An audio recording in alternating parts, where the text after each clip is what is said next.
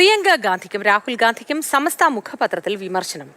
Whip ലംഘിച്ച് പ്രിയങ്ക സഭയിൽ എത്താതിരുന്നത് കളങ്കമാണ്. മുസ്ലിങ്ങളുടെ ഭരണഘടനാ അവകാശങ്ങൾ BJP ബുൾഡോസർ ചെയ്യുകയാണ്. അപ്പോൾ പ്രിയങ്ക എവിടെയായിരുന്നു എന്ന ചോദ്യം മായാതെ നിൽക്കും.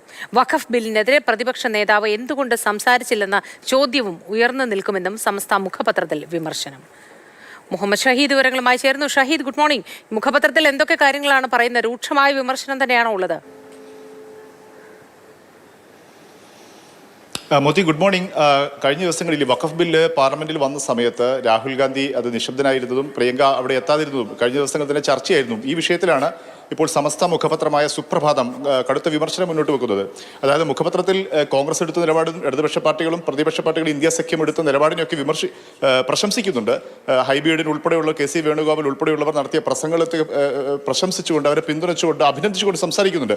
അതിന്റെ ഒടുവിലാണ് രാഹുൽ ഗാന്ധിക്കും പ്രിയങ്ക ഗാന്ധിക്കും എതിരെ രൂക്ഷമായ വിമർശനം ഉന്നയിച്ചിട്ടുള്ളത്. മോദി സൂചിപ്പിച്ചതുപോലെ തന്നെ കടുത്ത പരാമർശം, അതായത് വിപ്പ് ഈ എല്ലാവരും പങ്കെടുക്കണമെന്ന്, ചർച്ചയിൽ പങ്കെടുക്കണമെന്ന് കോൺഗ്രസ് വിപ്പ് നൽകിയത്, ആ വിപ്പ് ലംഘിച്ച് പ്രിയങ്ക എന്തുകൊണ്ട് മാറി നിന്നു എന്നുള്ളതും വളരെ സുപ്രധാനമായ മുസ്ലിങ്ങളുടെ ഭരണഘടനാ അവകാശങ്ങൾക്ക് നേരെ നടക്കുന്ന ഈ കയ്യേറ്റത്തിൽ പ്രിയങ്ക എവിടെയായിരുന്നു എന്ന ചോദ്യം ചരിത്രത്തിൽ നിലനിൽക്കും എന്നുള്ള കടുത്ത വിമർശനം മുന്നോട്ട് വെക്കുന്നു. ഒപ്പം തന്നെ രാഹുൽ ഗാന്ധിയും എന്തുകൊണ്ട് സംസാരിച്ചില്ല എന്നൊരു ചോദ്യം മുന്നോട്ട് വെക്കുന്നു. അതായത് കഴിഞ്ഞ ദിവസങ്ങളിൽ ഈ ചർച്ച വന്നപ്പോൾ തന്നെ കോൺഗ്രസിന്റെ ഭാഗത്തു നിന്നും വിശദീകരണം ഉണ്ടായിരുന്നു.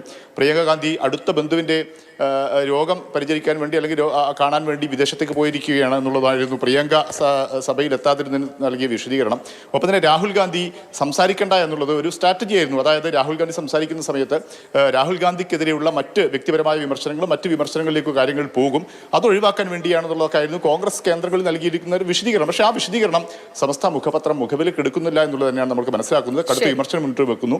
കഴിഞ്ഞ കാലങ്ങളിലും സമാനമായ അല്ലെങ്കിൽ കൂടി ചില വിമർശനങ്ങൾ രാഹുൽ ഗാന്ധിക്കെതിരെയൊക്കെ ഉയർത്തിയിരുന്നു. അതായത് ദേശീയ രാഷ്ട്രീയത്തിൽ വഖഫ് ബില്ല് മാത്രമല്ല മറ്റ് പല വിഷയങ്ങളിൽ ന്യൂനപക്ഷങ്ങൾക്കെതിരെയുള്ള BJPയുടെയും കേന്ദ്ര സർക്കാരിന്റെയും നീക്കങ്ങൾ നടക്കുമ്പോൾ രാഹുൽ ഗാന്ധിയുടെ മൗനവും പ്രിയങ്ക ഗാന്ധിയുടെ അഭാവവും എല്ലാവരും ചർച്ച ചെയ്തതും ശ്രദ്ധിച്ചതുമാണ്. സമസ്ത മുഖപത്രത്തിൽ അല്പം രൂക്ഷമായി തന്നെ ഈ കാര്യങ്ങൾ വിമർശിക്കുന്നുണ്ട് എന്നാണ് നമുക്ക് മനസ്സിലാവുന്നത്.